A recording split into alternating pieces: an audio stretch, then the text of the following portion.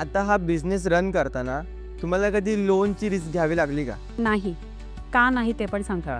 कारण की ॲक्च्युली ज्यावेळी मी स्टेप बाय स्टेप म्हणजे जे 5 लाख मी गुंतवले होते, तर थोडे-थोडे ते एका गाडीमध्ये जसं बेनिफिट मिळालं प्रत्येक गाडीमागे, ते मी सेव्हिंग केले.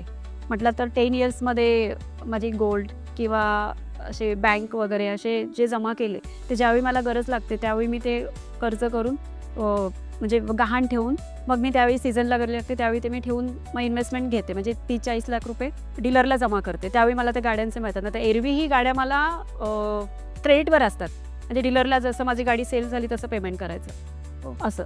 मग ज्या क्रेडिटवर नाहीत आणि मला इमिजिएटली पेमेंट करायचे आहेत, मला त्याच्यामध्ये बेनिफिट मिळणार आहे, तर जे मी आज 10 वर्षात थोडं बेनिफिट करून जे मी गुंतवलेलं आहे, जे माझे गोल्ड वगैरे ठेवून, त्या गोल्ड वगैरे ठेवून मला जी 30-40 लाख रुपयाची रक्कम मिळते ते मी त्यावेळेला इन्व्हेस्ट करते. इन्व्हेस्ट करता? हां. ओके.